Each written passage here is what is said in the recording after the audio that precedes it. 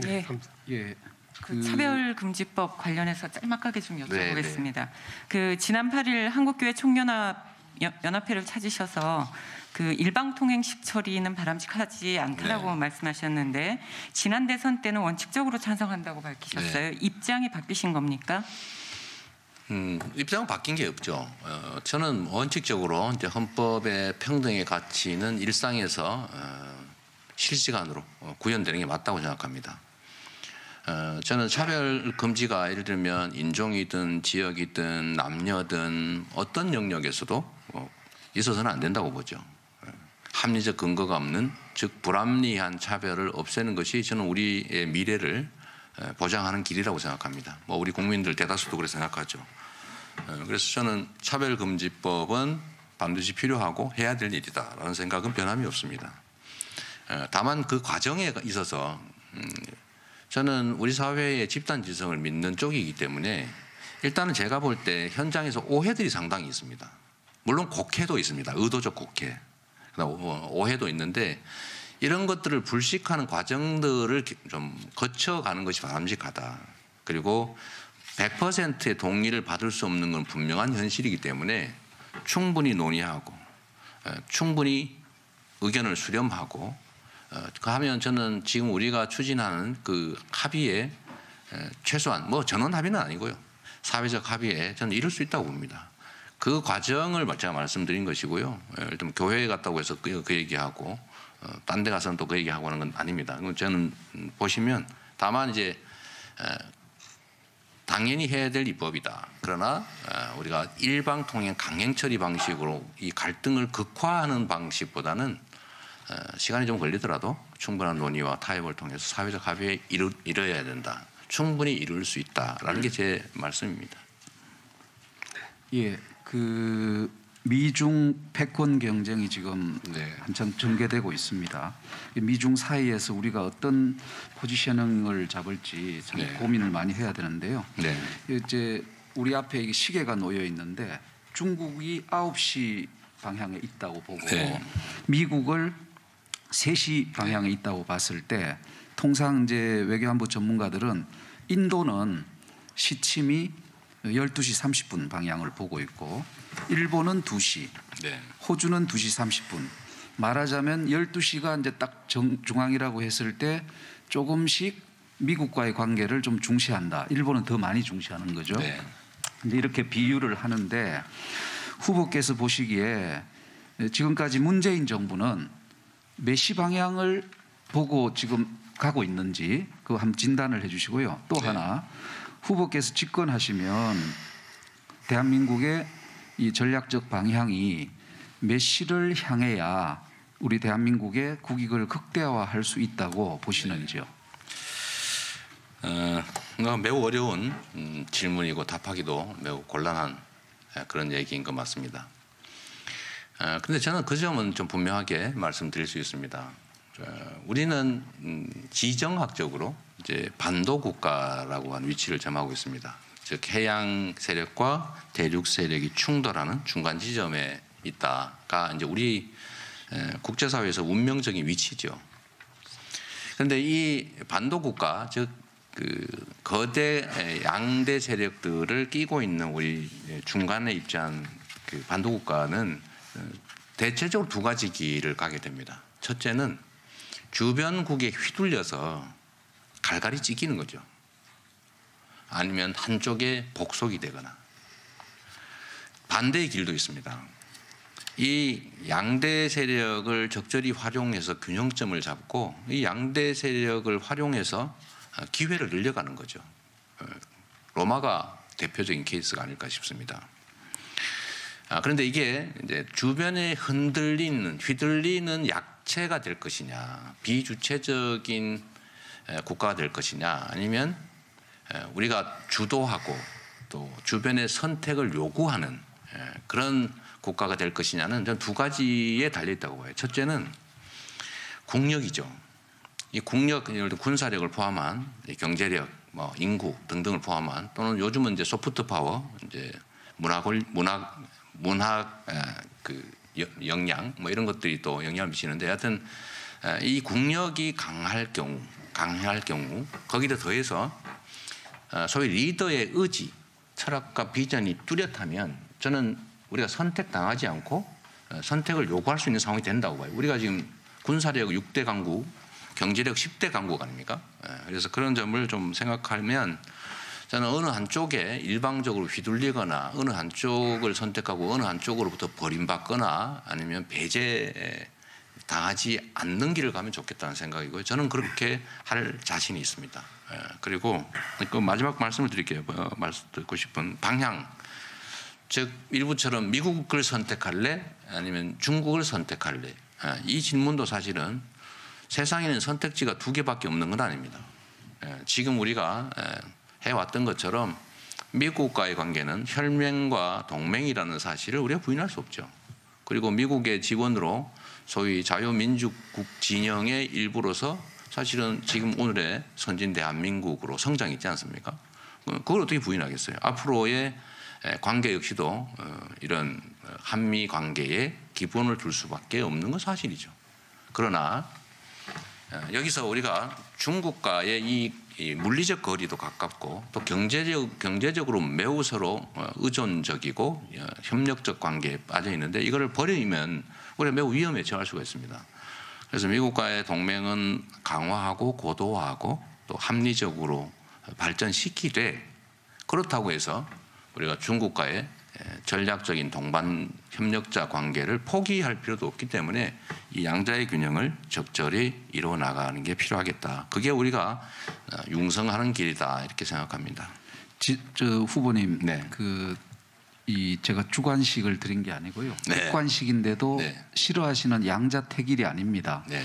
9시부터 3시까지 너무도 많은 선택지가 있는데요. 네.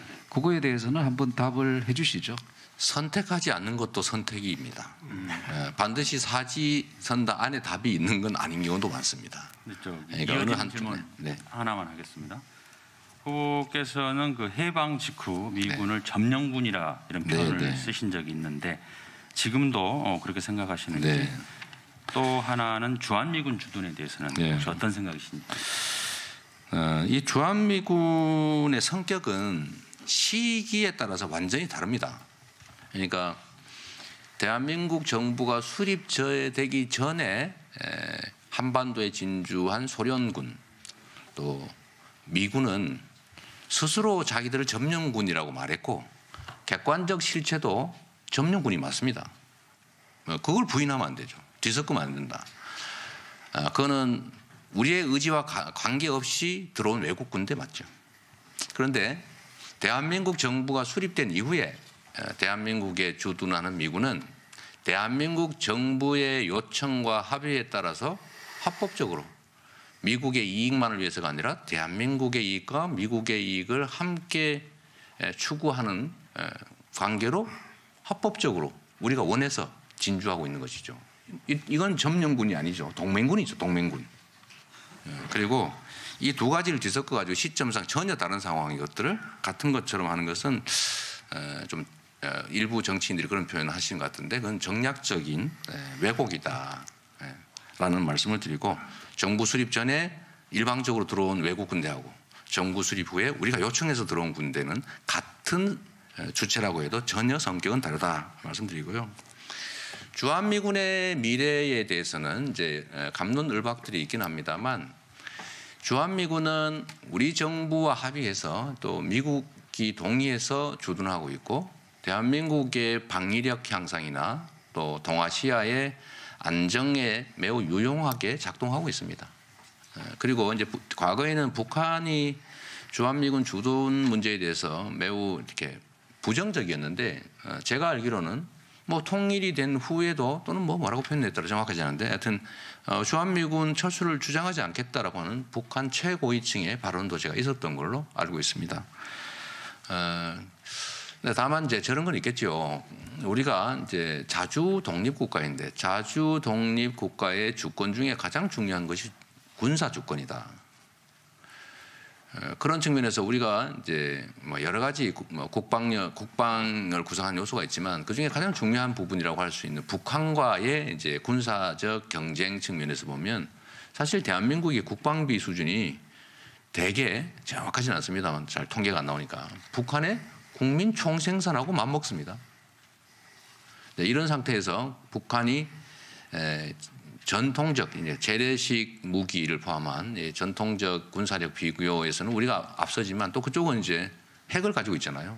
핵을 계속 개발하고 미사일도 개발하고 그런 문제에 대해서는 우리가 이 균형점을 좀 찾긴 해야 되는데 우리가 미군에 계속 이렇게 작전 지휘권을 양도하고 미군의 국가적 또는 군사적 이익이 관철될 수밖에 없는 이 시스템을 계속 유지하는 것은 옳지 않다라는 게 저는 전 국민적인 공감이라고 봅니다.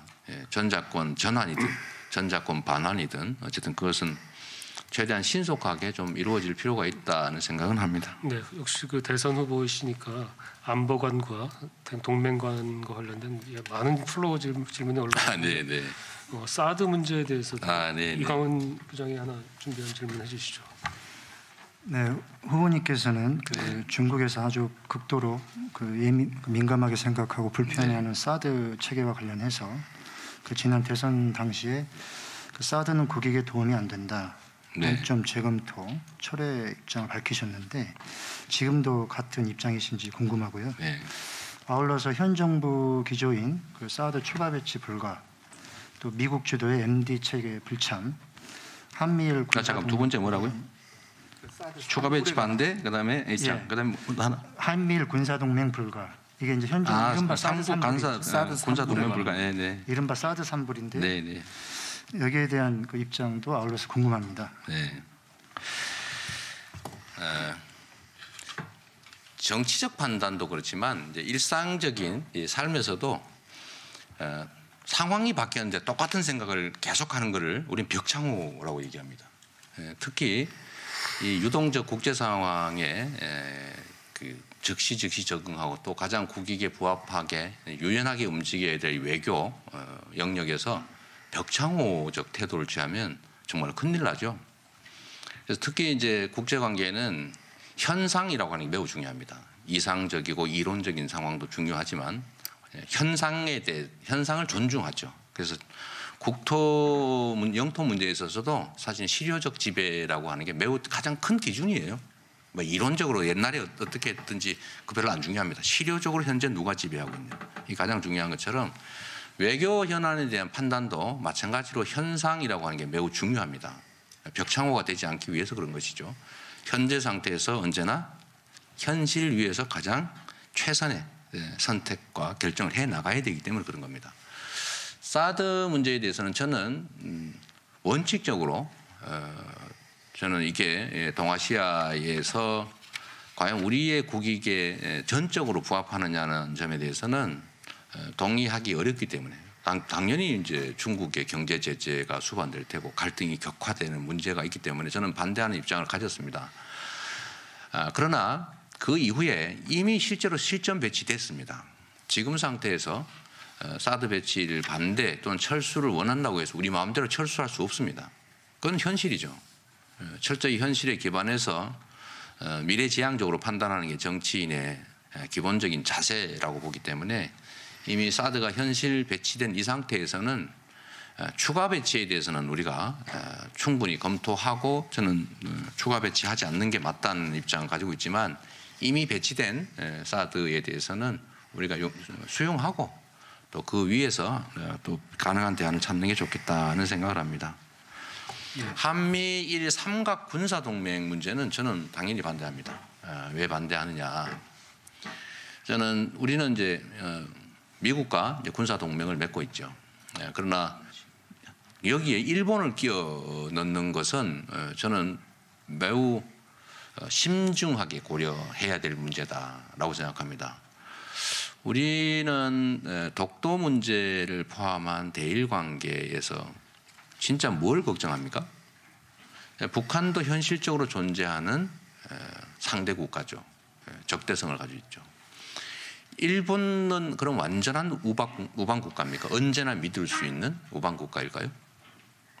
왜 독도를 일본은 계속 문제 제기를 합니까? 실효적으로 지배하고 역사적으로도 이미 한국 영토임이 분명한데 끊임없이 문제를 제기해 놓는 것은 저는 그런 우려를 합니다. 지금 당장은 아니겠지만 언젠가는 인계철선이 될 가능성이 있다.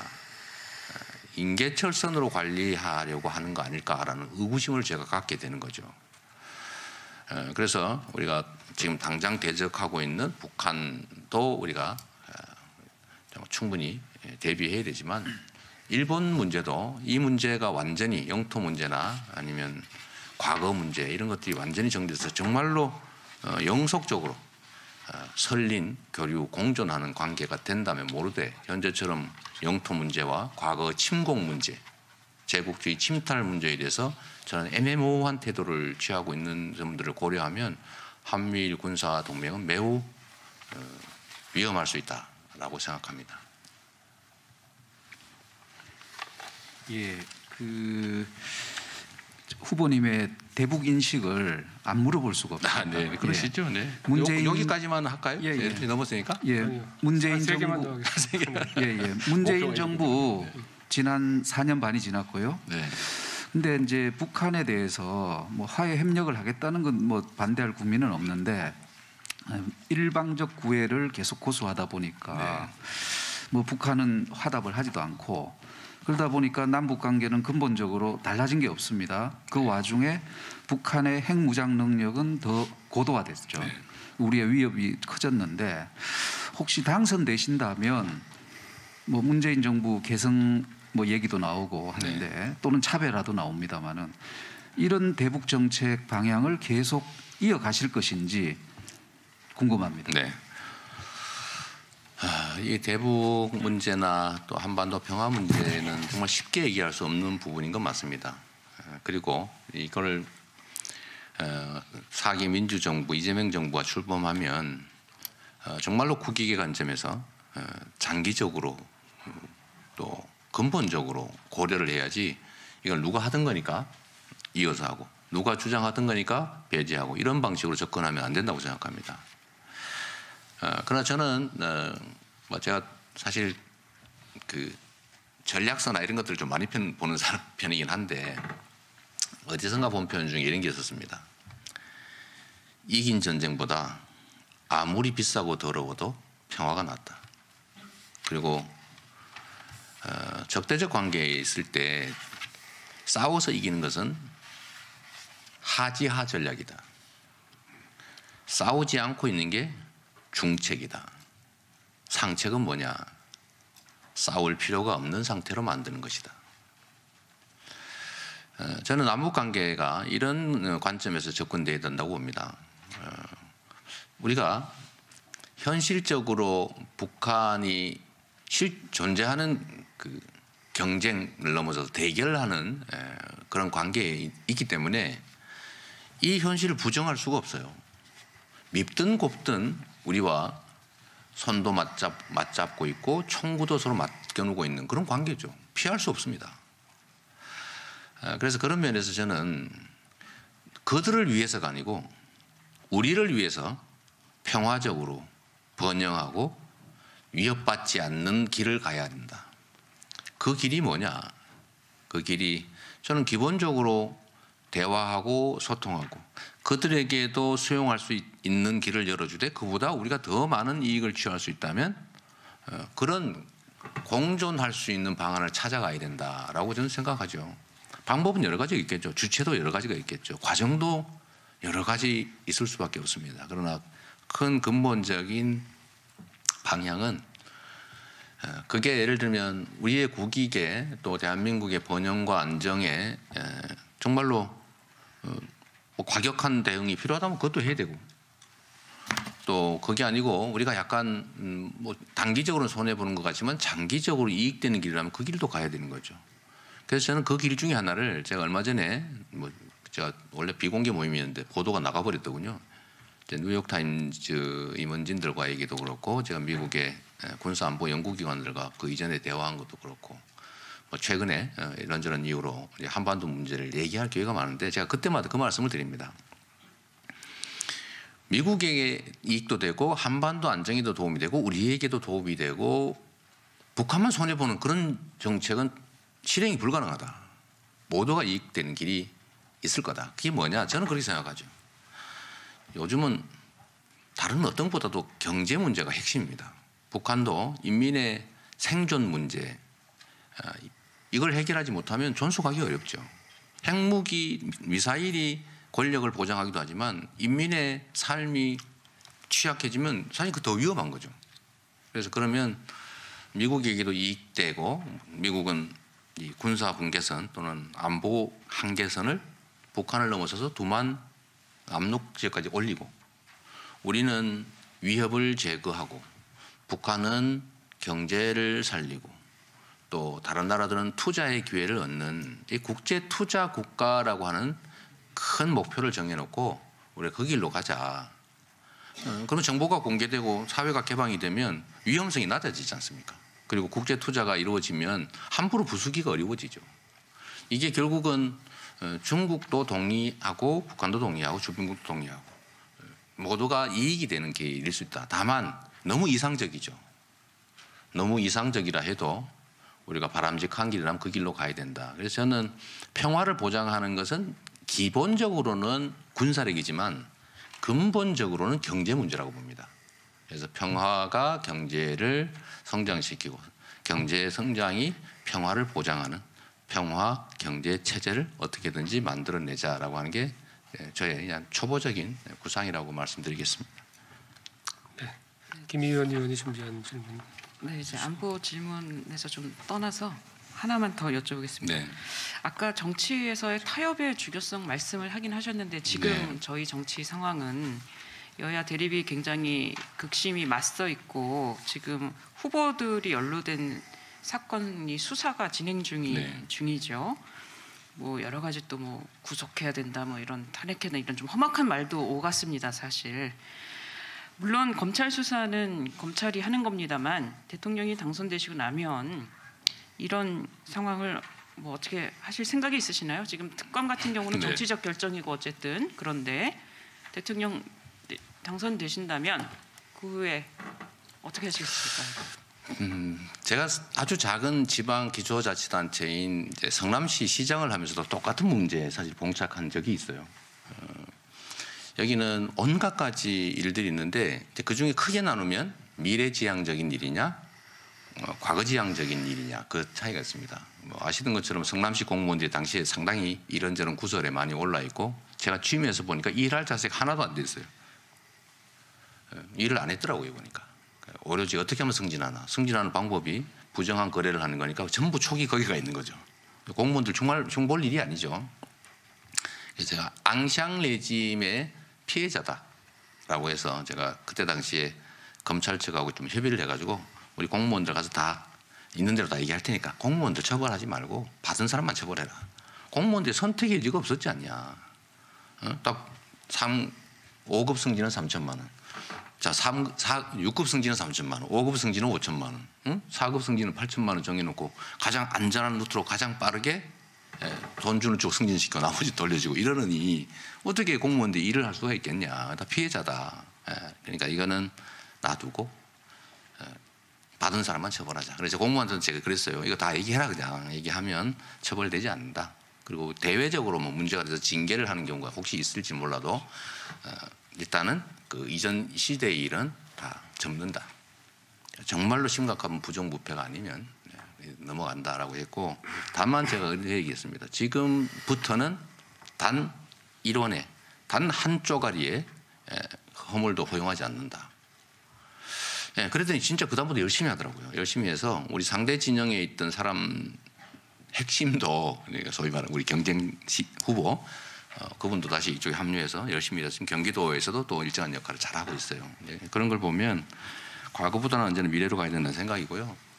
다만 이게 이제 부정부패나 잘못도 다 눈 감아주는 이 봉합을 통합이라는 이름으로 합리화해서는 안 된다는 생각은 듭니다.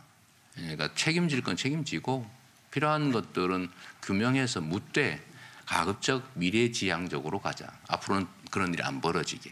앞으로는 선량하게 그 국민의 대리인으로 잘 일하는 사람들이 존중받게 가자는 게 제 입장이고요. 근데 그게 유효하다고 보고 이제 수사 얘기를 하시니까 뭐 소위 정치 보복에 대한 생각이 어떠냐 이런 질문으로 이해했는데 맞습니까? 네, 그럴 것 같아요. 이 문제도 사실은 좀 비슷하죠. 비슷해서 사실 저는 우리 사회를 바라보는 시각이 약간 부정적이에요. 과거 쪽으로 들여다보면 이 너무나 불균형 특권 성장을 추구해왔고 실제로 우리 사회의 기득권은 사실 압도적 다수의 서민들과 다른 특별한 혜택을 누렸거든요. 그리고 그냥 혜택만 누린 게 아니라 남들은 다 지키는 법률을 어기고 누군가 얘기에 의하면 횡령 금액이 경제 범죄 금액이 300억을 넘어서면 집행유예율이 현격하게 높아지더라. 연구 통계가 있더라고요.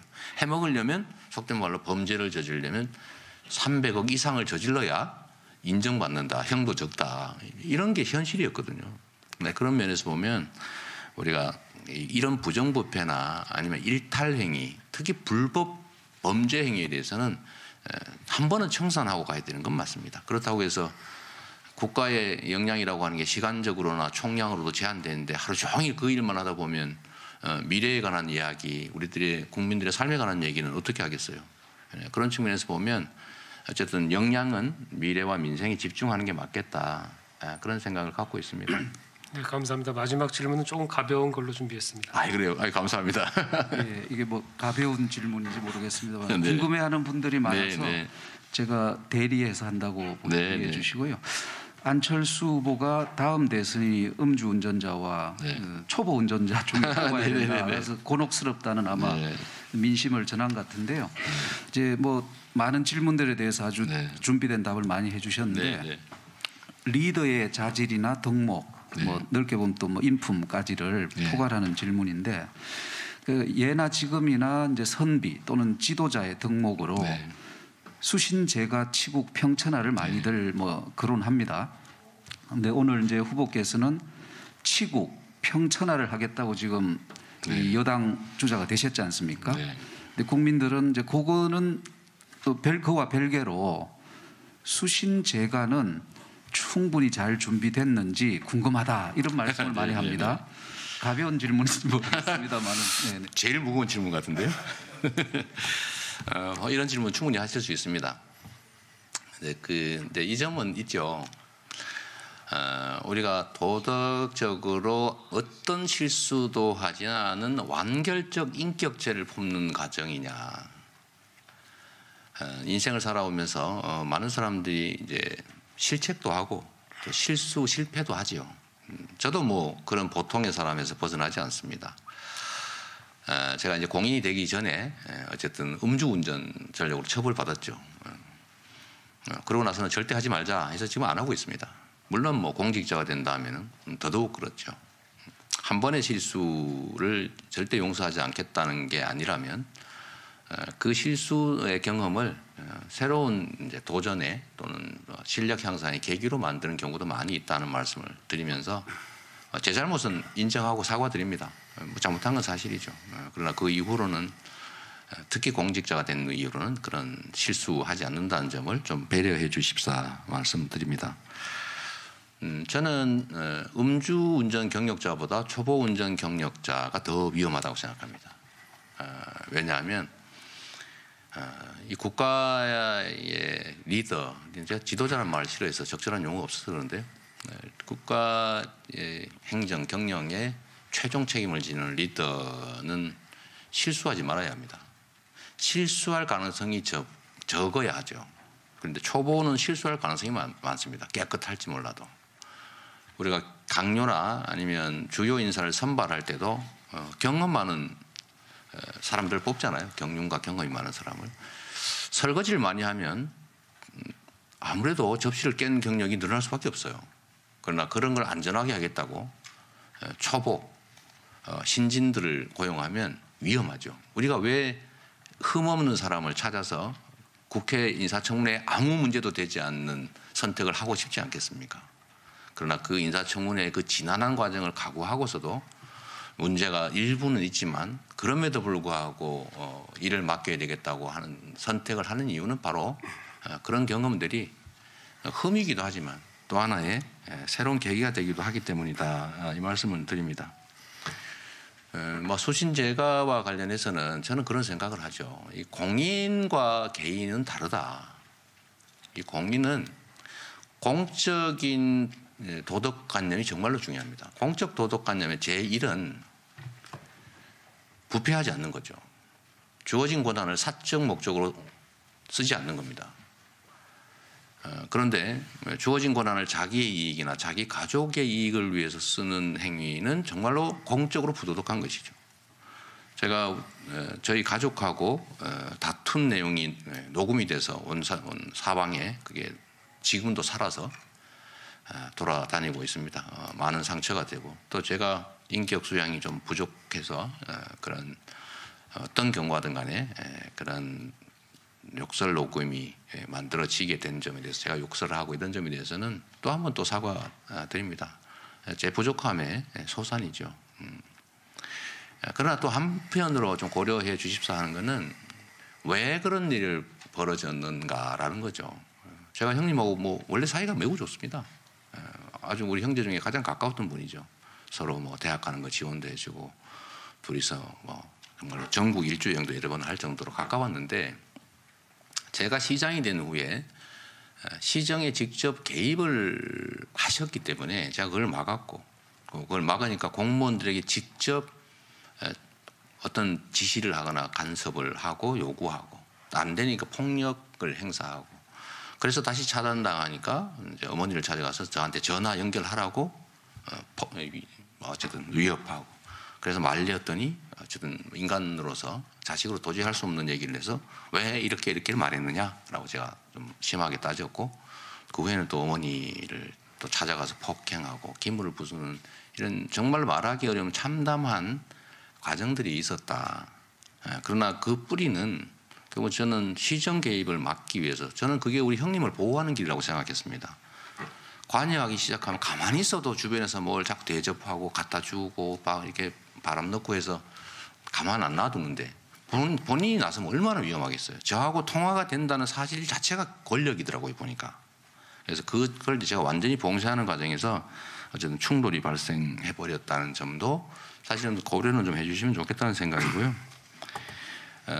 제가 공직자가 된 이후에는 어쨌든 공적 권한 행사에서 투명하게 사적 남용함이 없이 했고 또 공직자가 가진 권한과 이 영향력을 오로지 우리 국민들의 삶을 개선하는 데 썼다고 자부합니다. 뭐 그런 점들을 좀 고려해 주시면 좋겠고요.